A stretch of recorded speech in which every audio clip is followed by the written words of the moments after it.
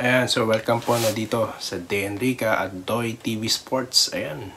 At tayo po mag-update, no?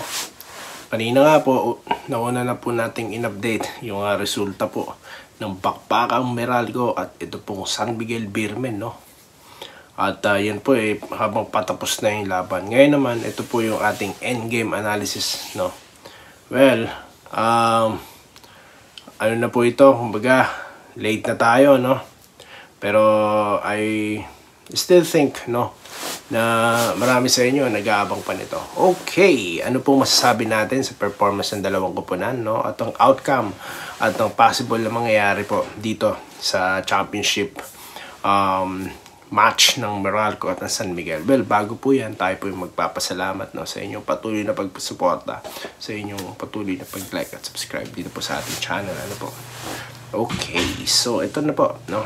Ang score po natin is 88-92, no? At yun na nga, tinalo po ng Meralco Vaults ang San Miguel. Ano pong ibig sabihin yan? Isang panalo na lang po, kampiyon na ang Meralco. Their first ever PBA championship title. O, di ba? Napakaganda dahil nga, well, napakasulit ng pagkakahire sa kanilang consultant na si Coach Nenad. Ano po? At yun na nga, tinapik po natin siya, no, kanina, no, sa ating content. Kung gusto nyo po, panoorin nyo na lang, no. At yun na nga, sa mga bumida po, no, dito sa San Miguel, of course, Junmar Pajardo, nagtala po ng 38 points. Ano po, matinding effort yan. Yun na nga lang, yung mga supporting casts nawala, no. Si CJ Perez, may 17 points. Marcio got 6, Ross 3, Trollano 5. Well, kung di po talaga puputok dito si Trollano at si Ross, mahirapan po talaga. At ganyan din po, struggling din po dyan si Terence, ano po. At wala na yata sa scoring ang ating idol na si Vic Manuel, ano po. At sa Meralco Vaults naman po, na nagpaputok ng gusto dyan, of course, halos lahat sila di ba? Struggling ng konti si Newsom ng first half. Kaya po ang talagang bumanat dyan, no? Itong si yung kanyang ka-teammate na si Alain Maliksi, no? At pagkatapos niyan, of course, si Chris Newsom pumutok, no, ng third quarter. Biruin nyo, 10 puntos, no, na production sa third quarter, no? At tignan nyo po, kapansin-pansin dito yung points ni Hodge, 6 lang, di ba? Tapos ito nga, si Alain is mayroong 22 points, no? At yun na nga, nagpantay pa po sila ni Chris Newsom ng points production, ano po. At si Raymond Almasan ay may 14 na puntos, ano po. At ganoon din po, ito po si Banguero, ayan. So yan po yung mga stats, no, na talagang kitang-kita naman dyan yung team effort po talaga na itong Meralco. At yun pong ating sinasabi sa ating mga contents na kapag whole team po ang kalaban, mahirapan po talaga. Kahit po sabihin na natin may dalawang scorer, no, solid scorer ang San Miguel, hindi po talaga sapat sa ganitong klase na nilalaro na Meralco, no. Kaya nga ito nga po ating napansin, katulad nga po ng ating prediction, po, na posibleng magiging reaction at game plan, no, ng Meralco sa depensa is yun nga po na ito pong si Bates gagawing first 5, no. Pero hindi lang po yun na nangyari, pinagsabay sila ni Almasan. Ibig sabihin, sumabay ang Meralco dyan po sa San Miguel, sa dalawang big man lineup na San Miguel. Well, syempre, paano ka naman magsisimula ng transition offense kung di ka makaka-rebound? Paano ka magkakaroon ng transition offense kung di ka po didepensa? Ang pinakamaganda pong opensa is defense, no? Dahil dyan po magsisimula ang lahat, no? At kitang-kita, ang laki ng discrepancy ng performance. Well, nakita nyo naman paano umatake si CJ Perez at lahat ng mga guards ng San Miguel sa gitna. Di ba? In the first quarter, titirahan ka sa labas, sasalaksakan ka. Nakapag-adjust po ng gusto dyan na Meralco, nakita nyo naman na sapal, no? At may nag-hesitate na, no? Yung mga players sa San Miguel na umatake kasi nga nandyan si Bates na talagang hahabol ng shot clocks, kung hindi man si Almasan, ano? Kaya sinabayan nila ang San Miguel. Well, siguro nagulat din dito si Coach Gallant, no? Siguro hindi niya inaasahan na si Cliff Hodge, no? Magiging manggagaling sa bench, no? Kasi sino mag-aakala na ang umi-score po ng ng double digit, no? Tas consistent maglaro, hardworking, bigla mo i-bench. Sino yun po ang sinabi natin sa nakaraang content sa San Miguel naman po, na dapat magkaroon talaga ng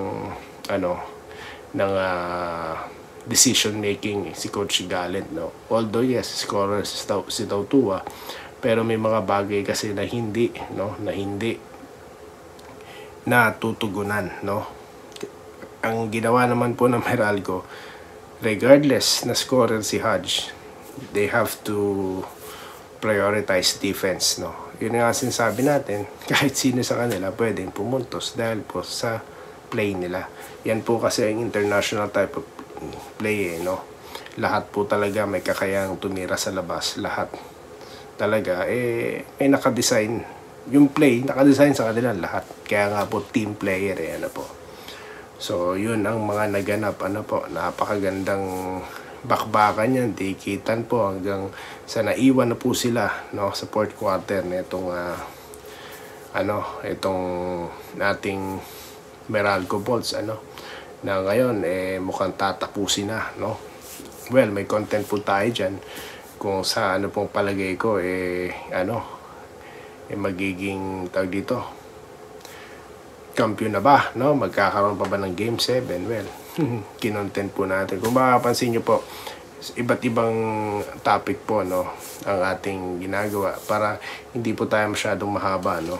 Kasi po nga po, hindi pa po tayo nagla-live. Siguro someday, with your support, makapag-live na po tayo, no? Bali, so far sa ngayon, hindi pa, no?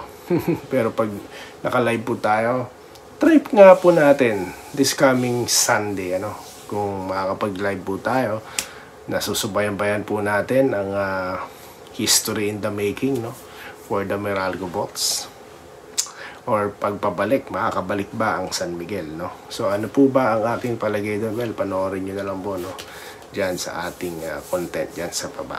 At yun nga po, nakikita ko yung suporta, nakikita ko yung mga at dahil dyan, magbabasa po ako ng komento. This time, dadako naman po tayo dito sa Doy TV Sports, dito po sa ating, kung mapapansin nyo po, no, baka po nakikita nyo ibang video natin sa another channel, that is Doy TV Sports, guys, no.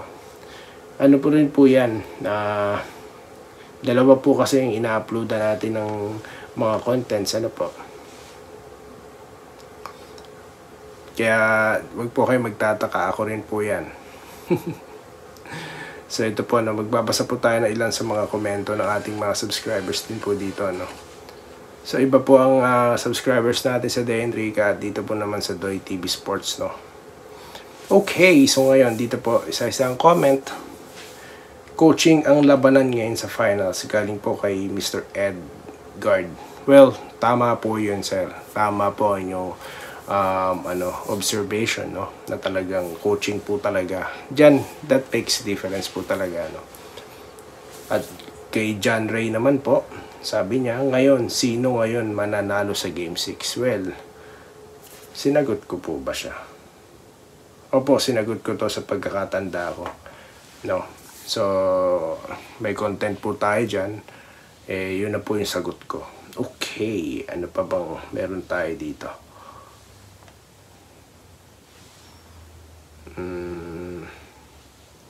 Ito po, basahin po natin ang mga contents dito. I mean, yung mga comments po. Ay, hindi pala ito.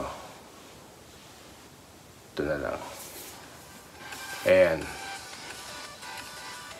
May mga contents. Ayan, so welcome po dito. Ito po, yung latest na video po kanina ating in-upload, no. Next champions na daw po ang Meralco, no. Dito po, natawa ko dito sa isang comment ni Ana. Ano po ba ito ni Kit Jimenez? Related po ba sa kanya? Sorry. Joke lang po. Pagupit ka na daw. Joke pa. Magpagupit ka na daw. Abay. Sabi ni ano pa ba itong mga ating komento dito. May mga may mga nasa ibang comments dito. Ito. So yun lang po muna yung ating mga napag-usapan dito sa ating content Nagbigay lang po tayo ng ibang alam niyo yan, daan para sa ating mga subscribers po dito. Okay, ito pa po isang comment. Tama, hindi siya ang coach. Si Trillo po siguro, Coach Trillo yung binabanggit nila dito. Puro angal lang siya. Ayan, puro daw po angal si coach. Sabi ni Mr. Jimmy. Sabi naman po ni Chito, tagal na din ni Trillo sa PBA pero wala pa siyang hinawakan ng team na nag-champion. Si Nenad may diskarte yan pero reklamo ang alam niya. Yun, sabi po ng ating subscriber. Sabi naman po ni Mr. Glenn, Trillo taga-reklamo. Tawag dito. After game post game interview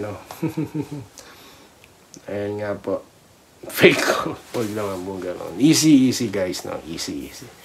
So yun po ang ating mga napag-usapan ngayon. Medyo overtime na po tayo at yan po ang ating Doy TV Day and Riga analysis ng laban na ito at ating mga komentaryo at magkikita-kita pa po tayo para sa magiging diskarte po ng bawat kuponan, of course, ng Meralco Vaults na sisiguraduhin tapusin ang serye at kuhanin ang kanilang kampyonato. At sa kabila naman po ang diskarte ng San Miguel, kung tatabla ulit sila at magkakaroon na naman po ba tayo ng winner take all. Sa mga susunod na content po yan. So yun lamang po at muli maraming salamat sa inyong pagsuporta at pagkita-kita po tayo sa susunod na video content. Dito lamang po sa Day and Riga at Doy TV Sports. Muli maraming salamat at magandang araw po sa inyong lahat. Salamat po sa panonood. Subscribe na para sa mga susunod na basketball at boxing videos.